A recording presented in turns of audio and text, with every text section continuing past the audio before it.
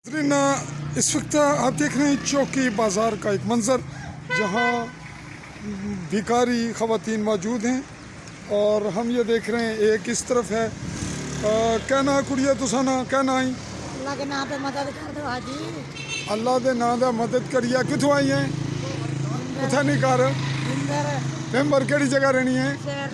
शेर ले केड़ी जगह ने रहने वाले पिछू डेरा गाजी खां केड़ी जात रहंदे वे?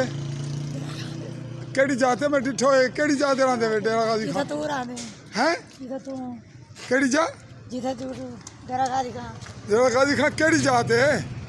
उत्थे केड़ी जात है? डेरा गाजी खां केड़ी जाते रहंदे वे? दसो ना। ओ कुड़िए ओ बेटे इधर आओ धियो मेरी उड़ते आ।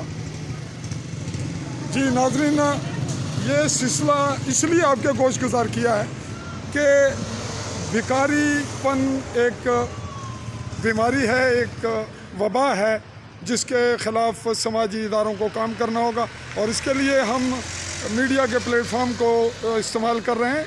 अनकरीब इस पे काम कर रहे हैं, जैसे कि आपके इल्म में हम लाते हुए ये बताते चलें। Jammu Kashmir international media forum के नाम से अब ये ख़वातीन डेरा गाजी खां का बता रही हैं। मैं उसी लैंग्वेज में उनसे पूछ रहा था और ये जा चुकी।